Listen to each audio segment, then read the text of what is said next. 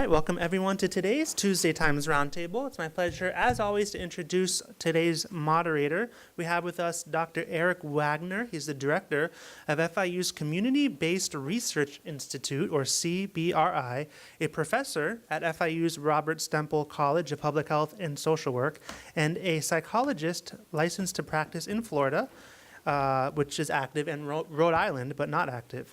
His clinical research expertise is addressing substance use and related programs among teenage, young adult, and underrepresented medically underserved populations.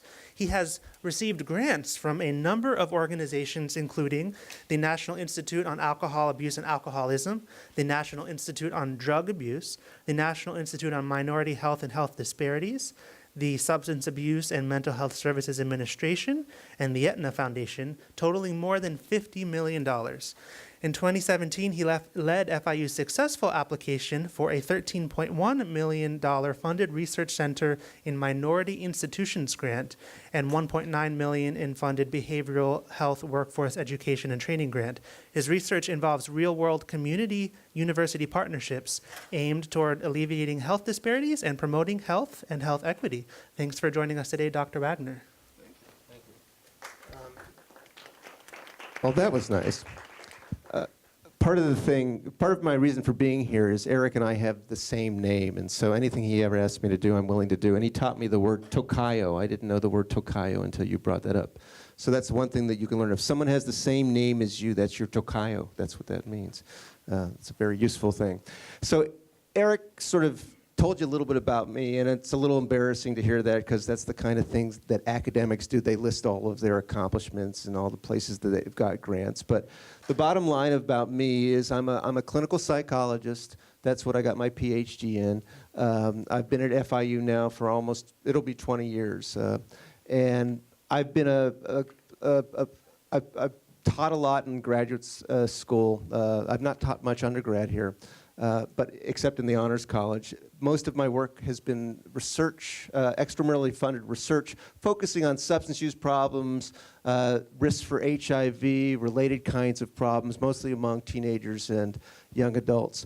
But a big focus of our research, my research group and my own research, is trying to address health inequities and promote health equity, trying to eliminate health disparities, particularly in South Florida and elsewhere. And so almost every grant that we've ever had is focused on minority health. The reason I'm telling you all this is this gives you one part of what I wanted to have a conversation with you about today, and that is the notion of health disparities. But let me stop for a second and start with what I suggested that you all read. I gave you a David Reich article from the New York Times, and he's a really stellar geneticist at Harvard. And I'm assuming that you all saw it or at least looked at it. And basically in that article, he's addressing the notion of race, ethnicity, vis-a-vis genetics. And one of the issues with race and ethnicity, as you may know, is that that's really not a biological construct in the strict sense. It's really a social construct. It's not something that's based really on significant racial, ethnic differences in biology or genetics. That said, there's something there that is a little bit different about the different ways that we segregate people. And his article sort of struggles with how to think about that as a scientist, how to think about that as an ethical, moral individual.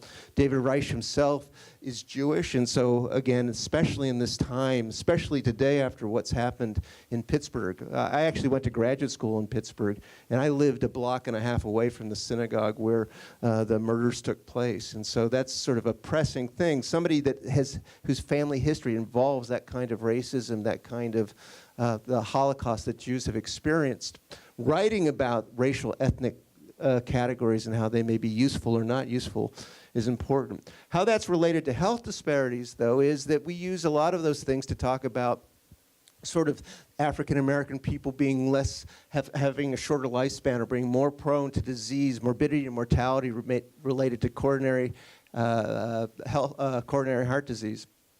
One of the things related to health disparities that's important, that's sort of a contrast or a complement to what Reich wrote, is probably the more important determinant of how long you're going to live, how well you're going to live, how healthy you're going to be, is your zip code more so than your genetic code.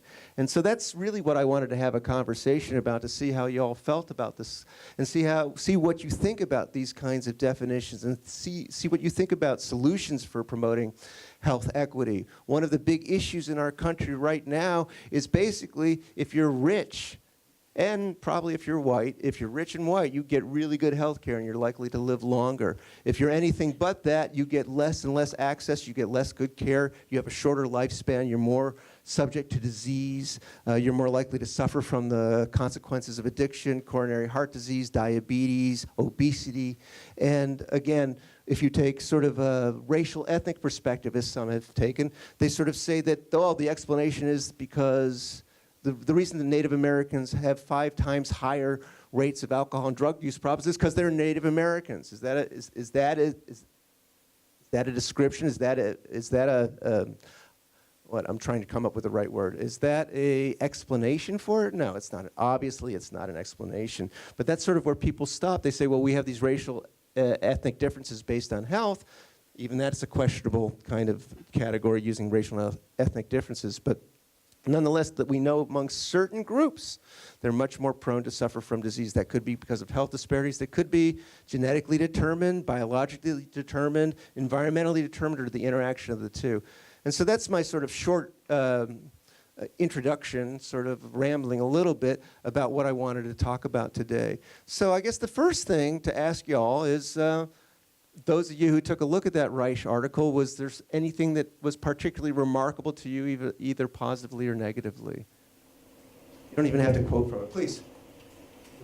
The fact that he does mention and acknowledges that there are genetic, not disparities, genetic differences. We'll use that word. Sure. And just the fact that he acknowledges it is already on the edge of that slippery slope, and he's trying to go there, but. Well, those of you who can't see you, you have sort of a pained expression on your face when you were saying that, sort of like, so you don't think it's a good thing that he's acknowledging that, or he's on the edge of what? I think it's a very, Slippery slope? very edgy. Yeah? Edgy in a good way, bad way, or just edgy? Neutral. Yeah, but that is sort of one of the controversial parts of it, or one of the provocative parts, that he's saying, well, hey, wait a second, even though these are social constructs, there's something here. There's something that might be a little bit different based on your ethnic, racial origins. That's the better word, provocative. Yeah. It's a very provocative topic. So, okay, please. All right, what I found the most provocative in that article, by the way, is, I don't think I would dispute, it's obvious, it's been known for a long time, there's a certain correlation. Obviously, certain genetic populations are more prone to sickle cell anemia, Tay-Sachs disease, right? We could go on, and I'm not going to disagree. I mean, he's obviously right. But, where he starts going that starts to make me a little bit nervous is he says, I don't want to back up what's previously been written about the relationship between race and IQ, but then he starts talking about correlations between genetics and intelligence, and now I'm wondering, where is he going that's any different from the previous literature on this, particularly like the bell curve? Absolutely, absolutely. So you're talking about that famous book that came out that basically was saying, gosh, there's really are these racial ethnic so here's differences. the point. There is, the bell curve is right about this. There is a 10-point difference between the means of African Americans and white Americans in the U.S. on IQ tests. But then there's 2 questions that follow. Does IQ measure something that's genetically determined called intelligence? And then secondly, if we notice this disparity, is it really the result of genetics or socioeconomic divisions? Or environmental exposure. If you're poor, you're more likely to grow up in a house that has lead paint in it, right? You're more likely to be exposed to toxic environmental conditions, and those could be social environmental conditions, let alone physical environmental conditions. And people have come to the conclusion that this is somehow built into people's DNA, and these are DNA differences, which may or may not be the case. And again, it's bringing up those same kinds of arguments. That's I guess provocative's the word for the day, right? Other people that want to comment on that? I mean, you just, please. So, sickle cell anemia is actually like doesn't it protect people from malaria? It does indeed. And that's why they have, like certain people have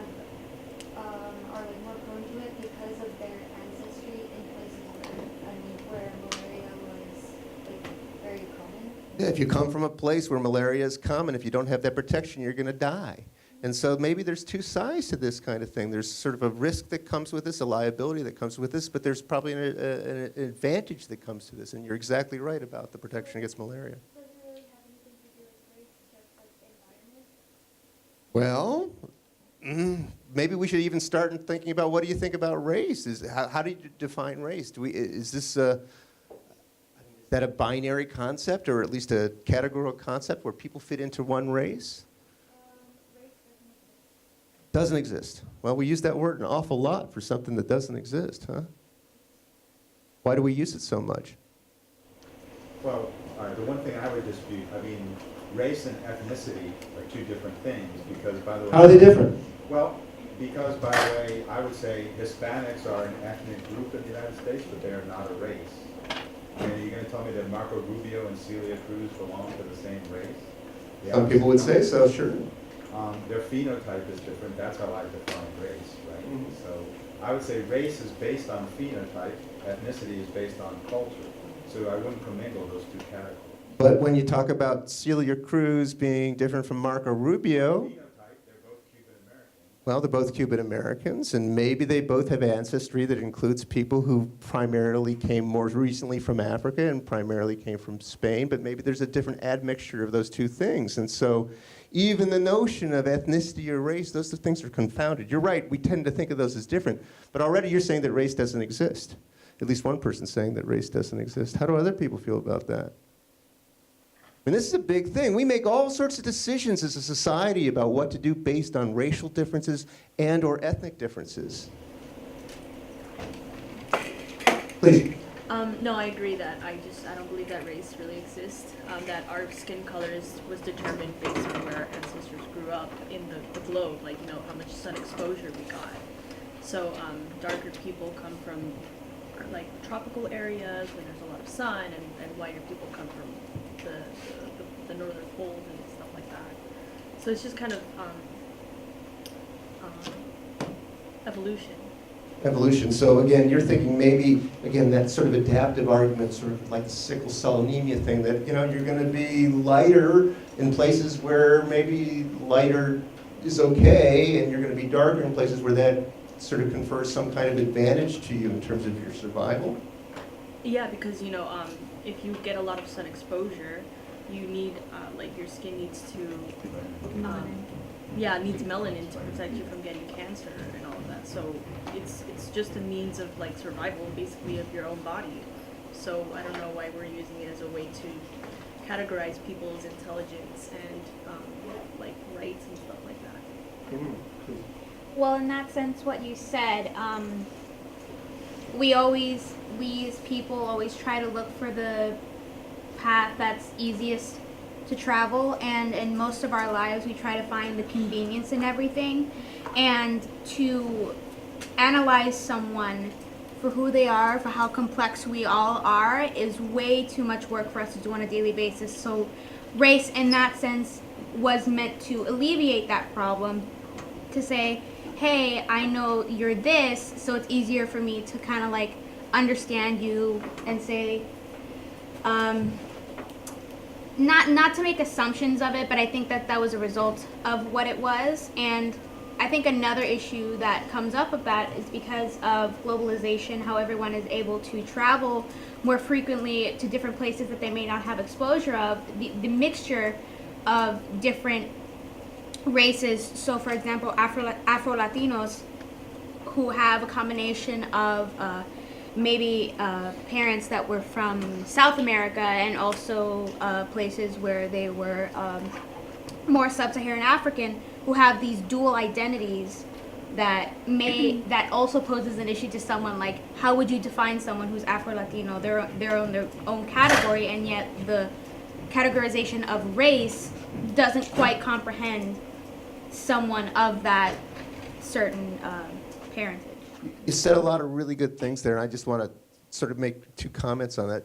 One of the reasons that we separate people into black and white is because it makes everything black and white, right? So it makes it easy, right? The other thing that you brought up that I think is a really good thing that we haven't quite talked about is identity, too, and how that may be related to race, ethnicity, and how that might be related even to things like health disparities and what people imagine for themselves and what opportunities might be available to them. Yes, please. I would say that race does exist, like the factors she was talking about, like the fact like sun can change you, like those factors like maybe divide us into races, but like I wouldn't say that the way we think, that's not race, that's just like cultural. Like for me it does exist. I don't know how to explain it. No, I think you're doing a good for me job. it does exist. It's just like like it's black, it's white. It's just like there's so many mixtures, there's so many different ways. Like I wouldn't even know what to call myself. Like I'm like all over the place. So like, for me it does exist, but it's separate from like the way we think, because that's for me that's cultural and like where you were born and where you were raised. Like it's yeah. I don't know. No, you did a really nice job, honestly. And so the cultural part might be the more identity part, or at least the sort of where you're raised, how you're raised, the foods you eat, the music you listen to, the rituals that you pursue. And then there's this other thing that maybe we're thinking about in terms of race that's more maybe genetic or biological, something like that, that comes maybe still from environmental shaping of these kinds of things over time because certain kinds of folks survived while other people didn't. Please. An area that I think is in your field, and I don't think we've brought about yet, is the whole psychological basis for it as well. Early humans they had a village mentality, an early village mentality, and stereotyping, I suppose, would be a way to keep groups of people safe. For instance, if one village is warlike, another village will think, stay away from those people, they're warlike, they'll attack you. It seems like that same mentality is in place today, and I didn't know how you wanted to chime in on that since you have a psychological background. No, I think that's a good point too. One of the things is that there is a certain, even today there's tribalism, right? And that's the history of humans. And one of the ways that your tribe survives is to categorize people into us versus them. And one of the easy ways to sort of make this black and white, if you will, kind of definition of who's us versus who's them is on appearance, superficial things like the colors of people's skin or the color of their eye or the color of their hair or other kinds of physical attributes that make, those people that are like me are part of my tribe and these other people aren't. Now, one of the issues, of course, is the more that you hang out with your own tribe, the more you're going to get all sorts of genetic mutations that make you less and less fit over time. Diversity is actually a good thing genetically, right? Doesn't that lead to sort of greater survival? Well, we know it does, indeed. And so, one of the prime examples that I'm sure you guys have at least heard about a little bit is the way that the white Russians did things. What was the big problem among the Russians, the czars? Hemophilia. Why did they get hemophilia? Because they all intermarried with one another. It was all about us versus we. And again, we're seeing a lot of tribalism today. That was sort of what we saw in terms of this horrible tragedy that happened in Pittsburgh. And you can even make the argument that some of that expands to ideology, like what we saw with, the guy in Aventura with the van who's sending the pipe bombs. I mean, is that somehow related to race, ethnicity, identity? Or is this some crazy person's idea of these things? If I can just say, he's a fascinating example because as far as I can tell, his father was Filipino, his mother was Italian. At various points he told people he was a Seminole, though he wasn't. But then he also said he was a white supremacist. And how does that all add up? Well, this gets back to the psychological part and the part about identity, too. I mean, come on. How did he get to be that kind of person and do those kinds of things and have those kinds of thoughts? What happens also, though, is people sort of form their identity not alone. It's not in isolation. Part of the way that you form your identity is based on your culture, most immediately your family, but also in terms of how society at large reacts to you, right? And so if society at large says because of the way you look or where you come from or the accent that you have or the way that you carry yourself, you're not going to get the same opportunities, what are you going to start thinking about yourself? How are you going to start acting? I mean, maybe that's a big contribution, a big contributor to what I'm calling health disparities, what everybody's calling health disparities. Maybe that's because there's no use trying anymore, maybe, because society has stacked things against you based on superficial things like your skin color, your eye color. One of the things that we do know completely from genetic research is that the variation within what we call these racial ethnic groups is greater than the variation between groups. And so one of the risks and one of the things that, for example, the bell curve was assailed by or about was that it reduced people to the average of a category. And so to say that there's a 10-point difference in intelligence scores between one race and another is really taking out any individual differences, which are much greater within those categories than the differences between. You all see what I'm saying here? Okay? And the other piece of this is when you sort of define something like intelligence. This is back to sort of psychology and things like that. Intelligence is a very difficult thing to define. There's no sort of blood test, or there's nothing you can do to immediately show how smart or how dumb people are.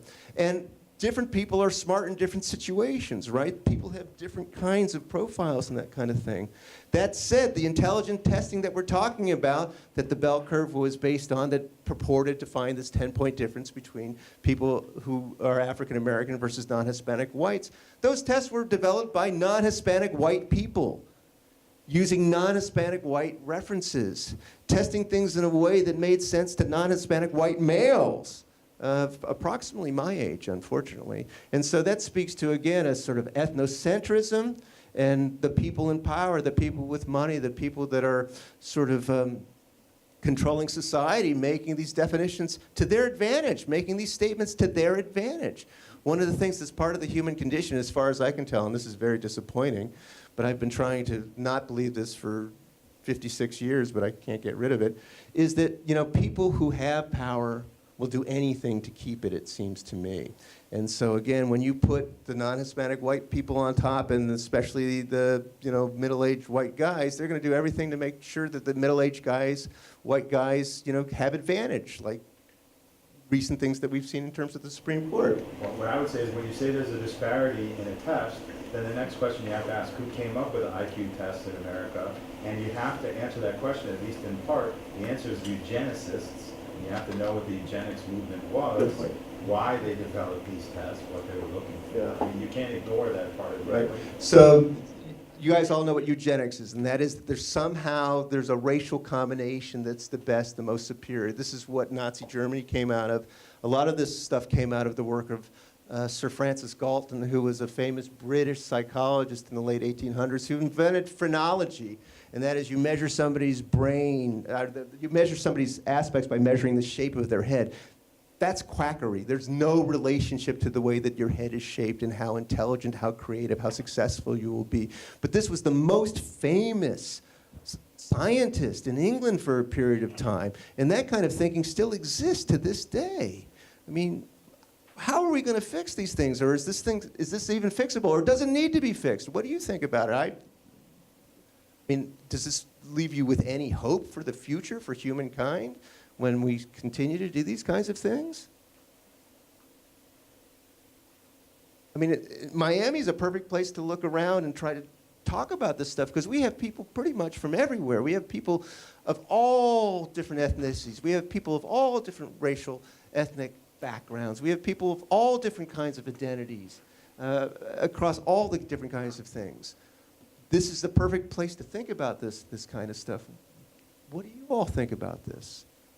What do you think about this actually in regard to health? One of the things that, you know, why David Reich is important and why I gave you that article to read is a big thing right now in the work that I do and others is precision medicine. And the notion of precision medicine is we will improve the treatments that we prescribe to people based on their genetic profiles. Right? We'll be able to precisely figure out who's at risk, and we'll be able to precisely do things to ensure health and longevity for all, or at least those who can afford it, who have the resources to do that. And so literally billions of dollars are being spent on precision medicine, which is based on racial ethnic profiling, right? Is that a good thing? Is that going to make people healthier? What do you think? Let me ask you the flip side. If you can do that, could you not also genetically engineer diseases to target certain populations? Well, you sure you could, yeah. Yeah, if you think about that, you could say, well, gosh, if I find among this particular them group, not an us group, that they have this kind of genetic vulnerability and I want to sort of exterminate them or at least hobble them, We can do that. You know, that's the flip side of that. That's sort of what the colonists did, not quite in the same way when they came to the well, it wasn't the United States, when they came to this continent. When they came to this continent, and I'll show you the documents. Expressly, the colonists were figuring out ways to exterminate the Native Americans, the indigenous people here. What did they do? They introduced alcohol. They introduced smallpox. They expressly gave them blankets. I've got recipes in my files written in the time how to make Indian whiskey. And this is what the traders used to essentially poison and kill Native Americans. And on top of that, what did we do? We did the Trail of Tears, right? I mean, that's how the Seminole and the Miccosukee got down here. It wasn't that they were here. The Tequesta Indians were here who were exterminated as well. But they were marched down here in a systematic attempt to kill them. And they escaped, at least to the Everglades for a bit, but the Trail of Tears are how the people ended up in Oklahoma. Oklahoma's Indian country, not because it started as Indian country, it's because they took all the Native Americans under Jackson, Andrew Jackson. That's why a lot of Native Americans will not use a $20 bill, because that's their Hitler, and he really was Native Americans' Hitler. And he's Donald Trump's role model. And when he gave awards to Native American tribes, he had Jackson's portrait in the background when he did that. This is the time we're living in now. I really thought when I was in college, I was optimistic. And I thought, boy, by the time I'm in my 50s, this is going to be a better place. I think it is a little bit of a better place. I think there's more understanding. I think there's more acceptance of different kinds of identities. But still, man, I'm worried that we're going backwards. And with the kind of things that we see people doing, the kind of things that we see in the news now, the kind of, again, the us-them mentality. Could you also say, though, it's overexposure? So now, because we have so much outlets to see what's going on in all aspects of the world, that we think that things are getting worse, but in reality, it's just kind of the same. We just know more now.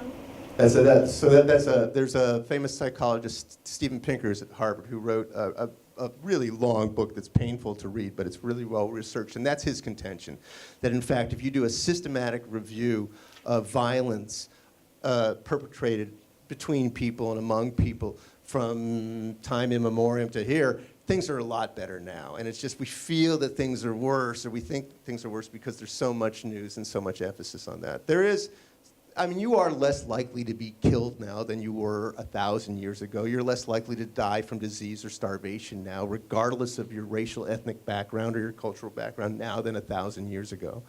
So there is some hope there. But still, boy, the kinds of stuff that we read. I thought you were going to go another area that too, and that is, a lot of the stuff that's happening in terms of us, them now is being done through the contact, the communication that we have through social media.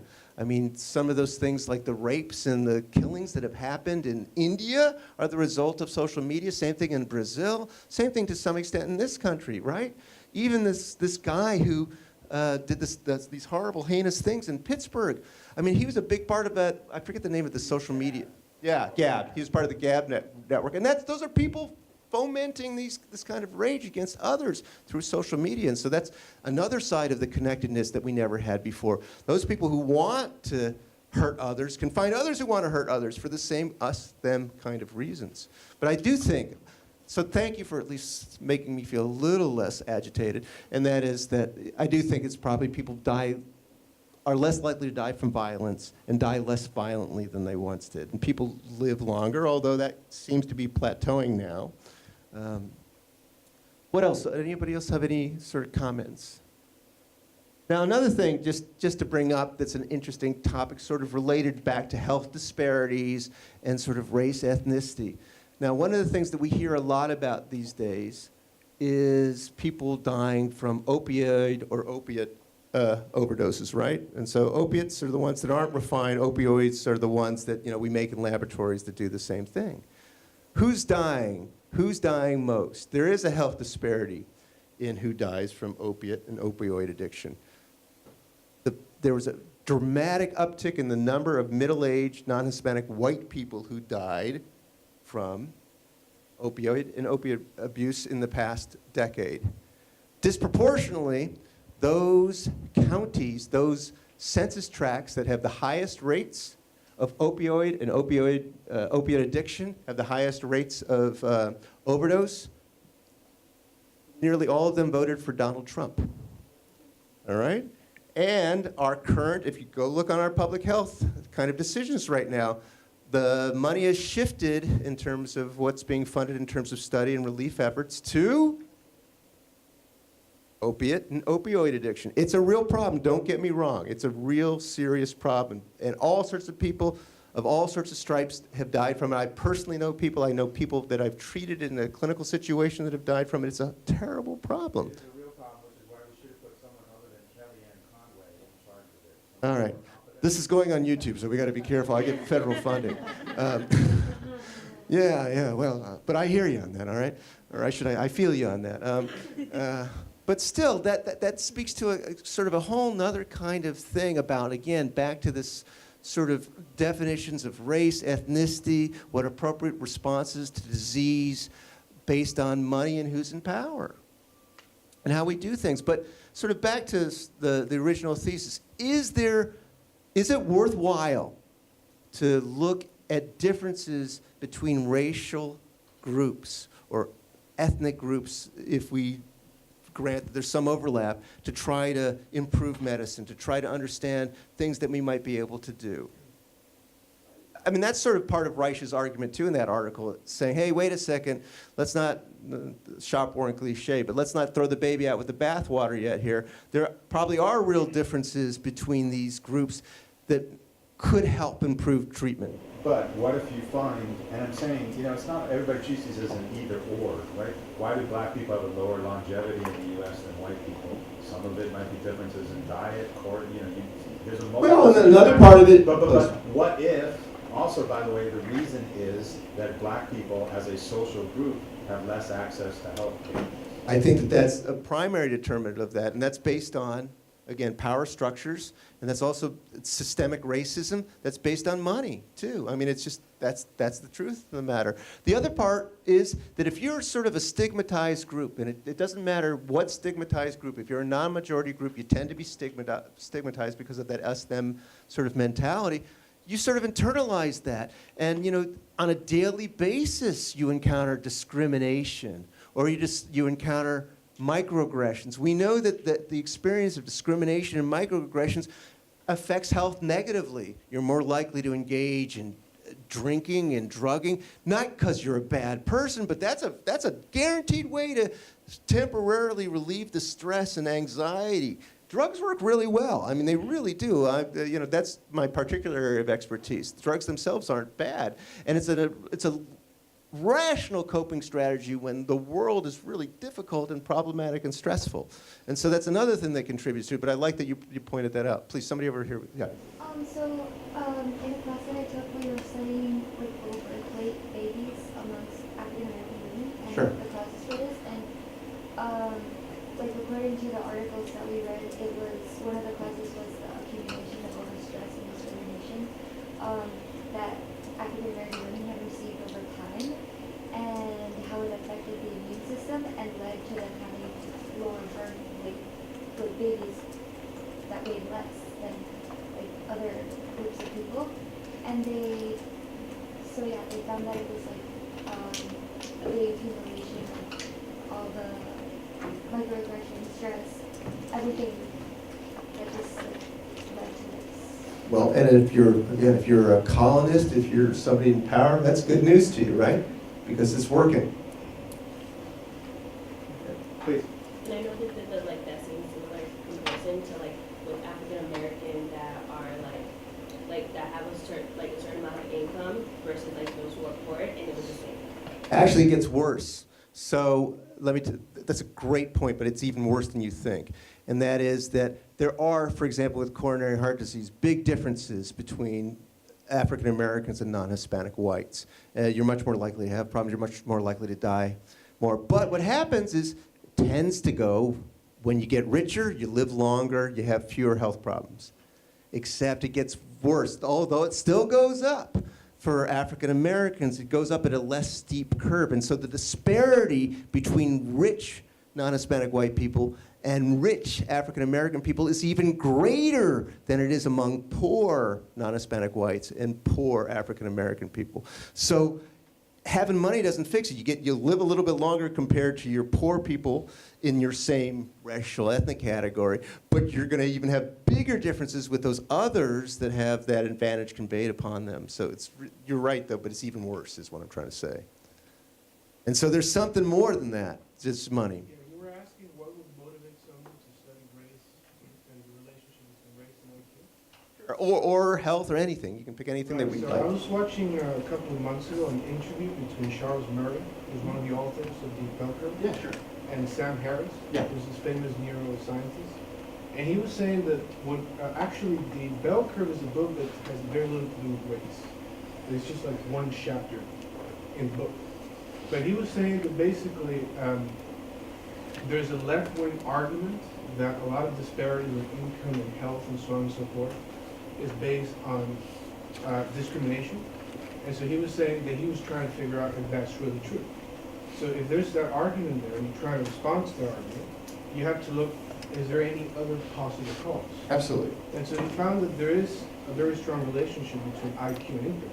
So even if you look at Asians, non-whites, you look at blacks, you look at Native Americans, if you're not white and you have very high IQ, you're likely to make a lot of money in the United States. So that's kind of like the counter-argument. No, and you're at, it's not easy. It doesn't boil down to one of these things. It doesn't boil down to systemic and systematic racism. It doesn't boil down to DNA and genetics. It doesn't boil down to just exposure, environmental exposure, or toxic social exposure. It's all those things. And in fact, they, to some degree, will interact. And maybe it's the combination that's really the worst, the swirl altogether. And so you're right, you don't want to discount any of these things. And there can be a tendency, sort of a knee-jerk response back to this us-them mentality among people who are on the left or on the right, or maybe even in the middle, to say, well, this is obviously not true, or this is true because this is a better explanation consistent with my set of beliefs about how to make the world a better and fairer place. And so there's reasons to question, again, what you've labeled as sort of the more left-wing kinds of social explanations. But clearly there are social determinants that are part of this too. Again, we know if you are not something other than non-Hispanic white, you're more likely to be poor. If you're more likely to be poor, you're more likely to live in houses that have, you know, old paint on them, lead paint on them. We know how toxic lead paint can be. We know about the environmental conditions. You're likely to live in a built environment if you're poor that has less good things in it and a lot more bad things. You're likely to live in food deserts that don't have grocery stores and not be able to get fresh food.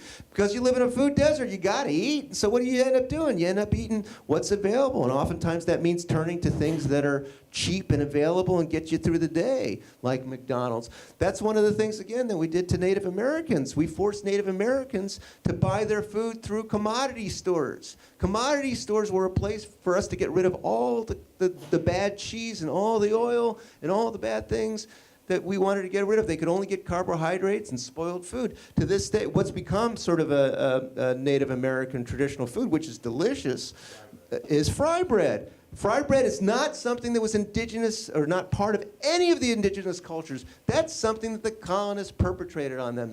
That's something that is, if you eat it a lot, it ain't going to be good for you. It's like eating a bunch of fried anything. And again, that's something that's become sort of part of the culture, but it was pushed on them by the colonists. And so again, there's lots of, what I'm trying to say is there's complex explanations. That said, on top of this, and Native Americans are a good one to stay with for a moment more, one of the explanations about why there are 5 times higher morbidity and mortality from alcohol among Native American groups than any other group is because there is a genetic difference. The ability to metabolize alcohol is different. There's some genetic differences among many Native Americans and other groups. Also some Asian cultures share this, and they don't have the enzyme that sort of helps you metabolize alcohol. That's what you see is you see the flushing response. And so people with just probably everybody's known somebody like this, that if they have just a little bit of alcohol, they get really red all of a sudden. Those are people that are missing that. And it doesn't convey necessarily a risk, but it does to some extent, because then you don't metabolize the alcohol. Alcohol gives you more of something, and that may be part of the reason why we have these 5 times higher rates. But a lot of the reasons is because we've socially isolated people. We put them on reservations. Reservations didn't exist. We made them, or at least the people in charge of the country made them. And so again, it's complex. And just like it's not the best food, it's also not the best land on reservations. We took the best land from them. That's the point. We kicked them out of Georgia. We kicked them out of North Carolina and South Carolina because it was really nice places. And so get out of here, because we have guns and we're going to drive you away and you can't do anything about it. Why did they make Oklahoma Indian territory? Because Oklahoma's in the middle of nowhere. Yeah, you were talking about social factors, of course, there's just important to racial factors. So one really interesting group that we haven't really talked about is the Jewish people. Absolutely. And I mean, they were, at least arguably until recently, throughout much of history, a thoroughly oppressed group. And yet their rates of success in virtually every culture, you know, Einstein, Karl Marx, Freud, and all these famous individuals, were of Jewish background, and yet they were part of an oppressed group. So that would be another. That's an interesting thing, and that argument's been used by people on the extreme right and on the left to sort of talk about sort of what we see as the success, or the disproportional success for a group that is quite small. If you look at it, people. Is it a racial group or Well, that's I think we can talk about that. That's a really good question.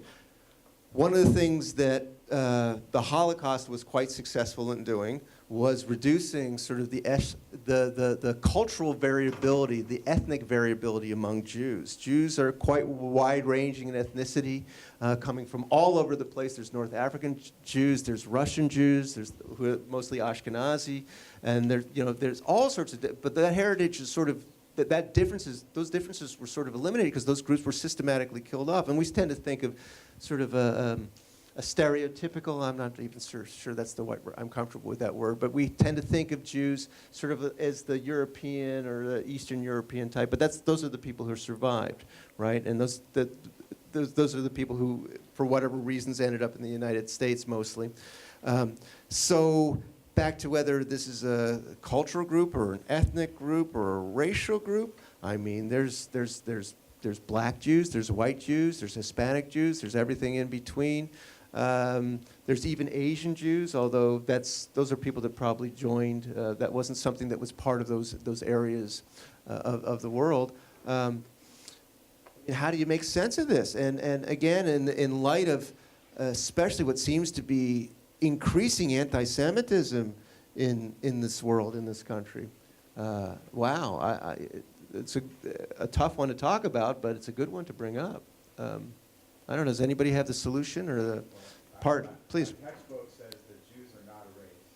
They're ethnic. So if your textbook says it is right, yeah. Yes, the textbook says. But the point is, I would say most scholars would argue they're not a race. Because, by the way, anti-Semitism means they belong to a Semitic race, but there is no Semitic race. There's a Semitic ethnic group. There are people who speak Semitic languages and come from Semitic cultures. Okay, so my personal position is anti-Semitism. Well, in theory, it could be against anybody who's of a Semitic ethnic group, but because the guy who came up with the term anti-Semitism was a German douchebag who primarily hated Jews, anti-Semitism has come to mean anti-Jewish prejudice. So, but I don't believe Jews are a race. They're not. They're a religion primarily, but I would also argue they're an ethnic group, because Noam Chomsky is an atheist, but we say he's also a Jew. He's an atheist Jew. Jews are also an ethnic group as well as a religion. But the thing I think they're not is a race. They're not a race. And again, this speaks to just the human, we all have this. We have a human proclivity to try to put people in categories, right? And so, trying to figure out whether they're a race or an ethnicity or a Semitic or not, it makes it easy to deal with that stuff. It makes it easy for the human mind to comprehend, and that's not always been such a good thing. What other things have striking you guys about this stuff? I mean, my overarching goal is to get you to think about these divisions in genetic research that's based on looking at divisions that are these conventional sort of group things and see if that can improve health. What I'm trying to do, honestly, if I have an overarching agenda for the work that I do at FIU, is everybody gets healthy.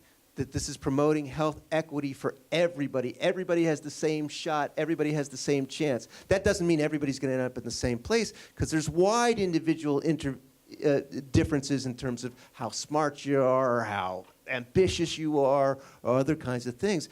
But boy, if it starts off unfair, that's really bad. And one of the things that race, ethnicity has been used to, and culture for that matter, has been used to do is to sort of set up an unfair playing field from the very beginning, right? You're already at disadvantage because the people in power see you as them rather than us.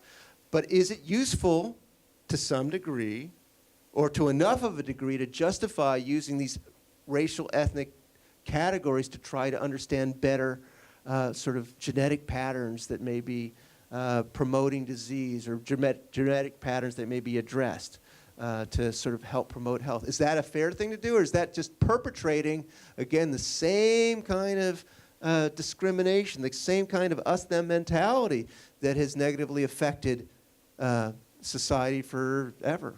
What do you think? This is your taxpayer money, by the way, is being spent on this stuff. I mean, I think genetically, I think it's useful for some fields and not so much for others. Things like immunology, and people from different areas of the world have different antibodies. I mean, there's a huge lack of bone marrow donors for Black people who are suffering from leukemia and other blood disorders who need bone marrow. That's because of antibodies, difference in antibodies, things like immunology. And then when it comes to other fields, genetically, there's just not much of a difference. Yeah, I think that was really nice what you said. Can you give us an example of like a field that it wouldn't make a difference in? Field that it wouldn't make a difference? I mean, I think it does make a difference in things like dermatology. I mean, people with lighter skin do have a larger susceptibility to skin cancer. I mean, Unless they live in Sweden. Yeah, unless you live in If they live in Miami, though, sure they do. I mean, I don't think it matters as much with, other things. Cardiovascular health. I mean, I think that's something that, I think there are larger gender differences and racial differences, like when you factor in income and access to quality food and healthcare. I don't think there's as much of a difference, a genetic difference with. Yeah, I'm glad you brought in the differences between genders or sexes. I mean, there are differences. We know there are differences, right? But that doesn't make one better than the other. And that's sort of what you were saying, I think, too. I sort of implicit in what you said is, sort of using these categories does help us, doesn't make one better than the other, but it makes the bone marrow transplants work if you match them. They otherwise wouldn't. And it speaks to, again, the need to sort of enhance, for example, bone marrow transplant or bone marrow availability for certain groups that are particularly at risk and it's unrepresented. But I really like what you said. So you're thinking probably it's okay. Well, some fields is more useful than others. Right. Where you come from, ethnically where you come from, that you do have different antibodies, that allow you to fight different diseases and makes you more susceptible to others. But I think with other fields in medicine, there's not as much of a difference. Mm-hmm. Other points about that? Anybody? Yeah, it's interesting now that we mentioned gender. Yeah. Because you could say, for example, these different races have different IQs. But there was this interesting debate going on about something called the greater male variability hypothesis. Okay. Which is basically the idea that men and women, if you take their IQ scores, they have, I believe it's just roughly the exact same average score. But the men tend to cluster more towards the extremes, and the women tend to occupy more of the center. And so there was like this big controversy.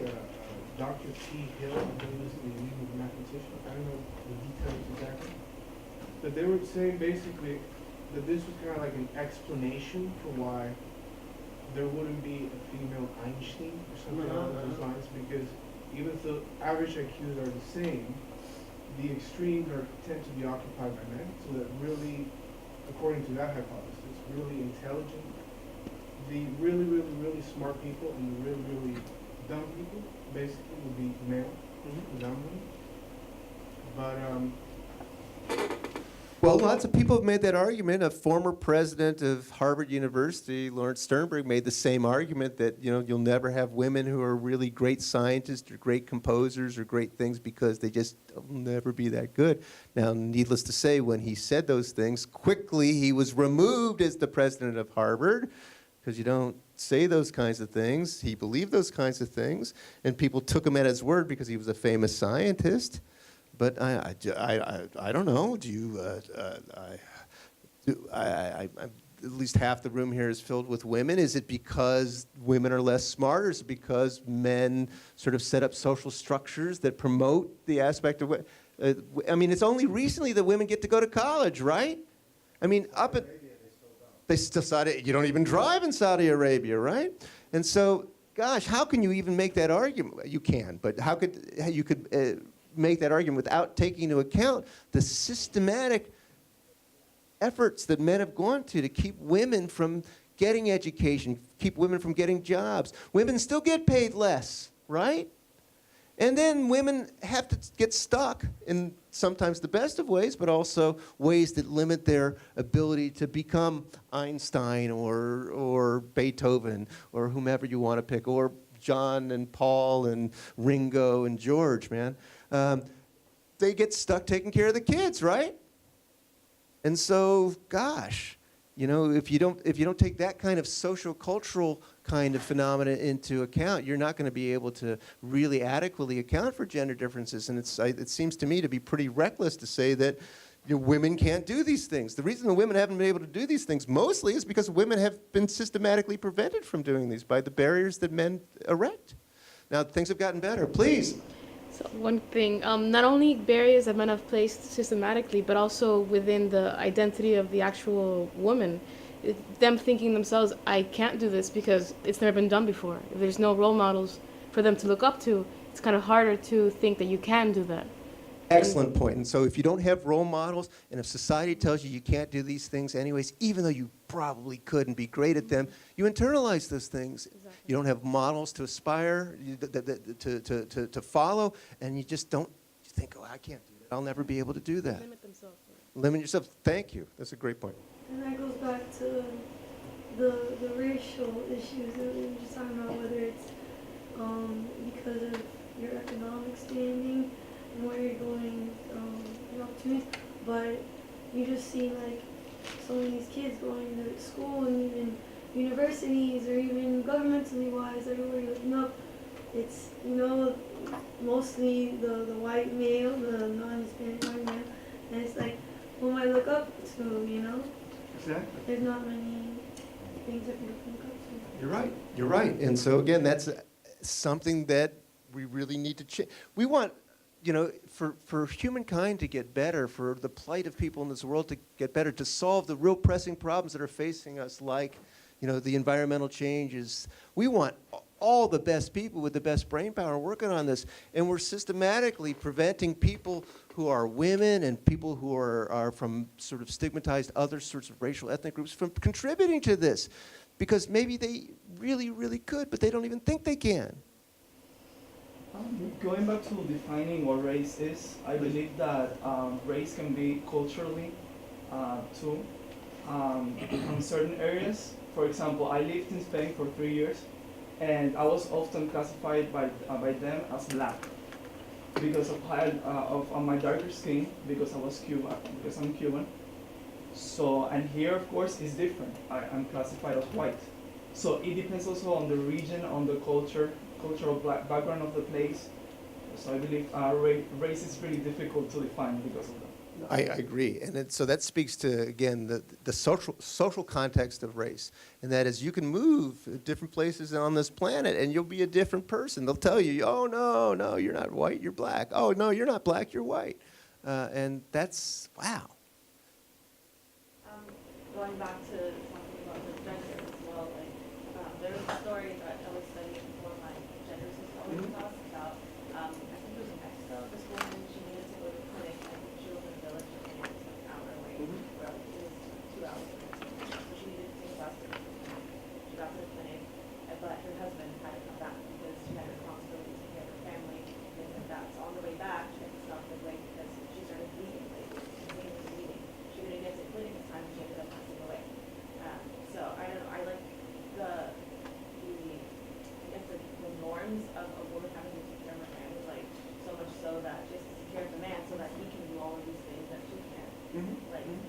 That contributes to it too. And like on the same like level, like going back to like black women not being able to, having a lot less of these like statistics which I think are surviving and things like that. Usually a black woman isn't taken as seriously when she goes to like, saying something is wrong with me, I feel this, I feel that. They usually think she's over exaggerating or something like that until there's actually a serious problem that can even be like deadly.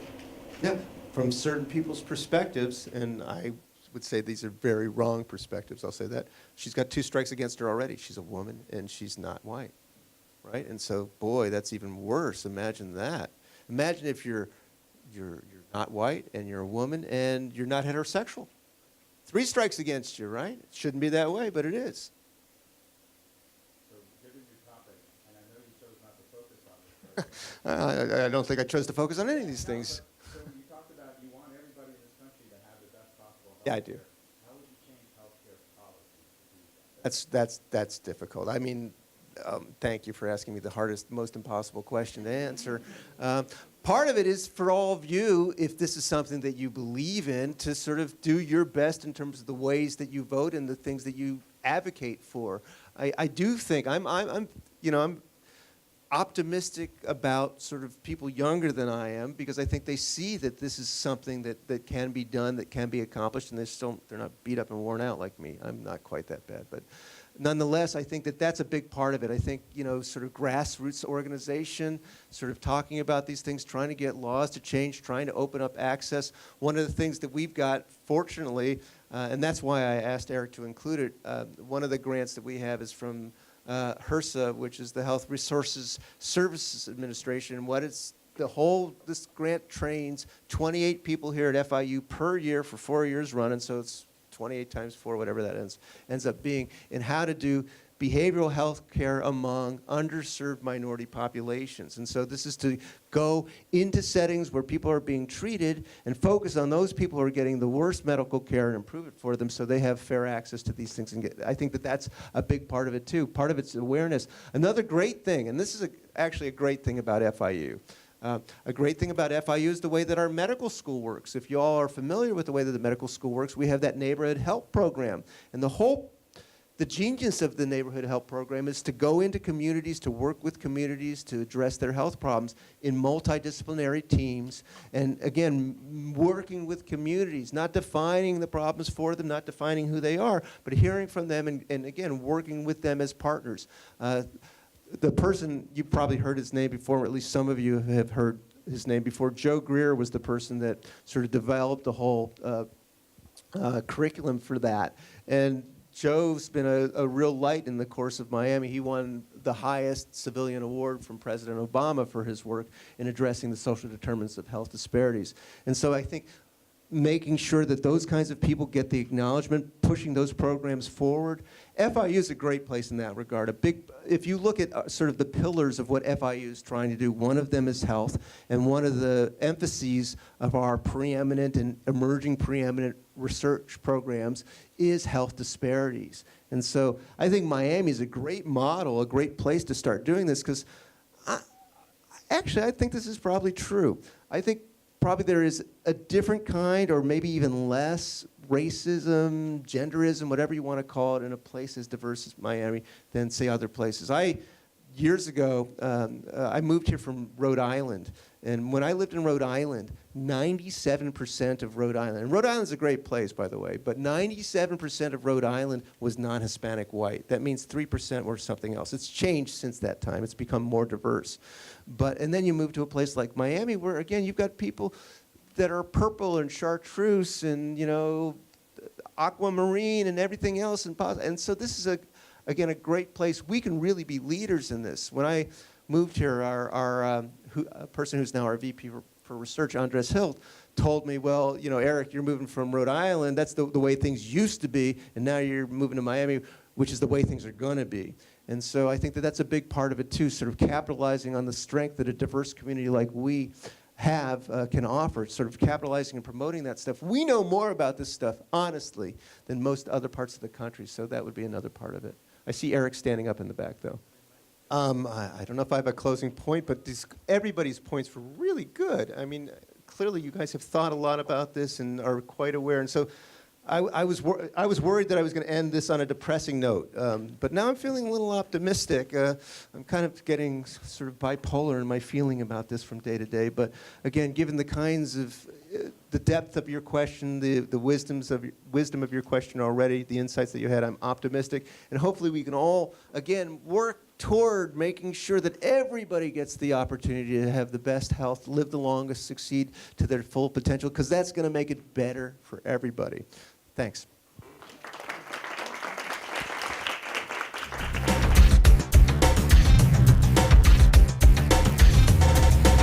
Produced by Academic Video Services within the Division of Information Technology at Florida International University.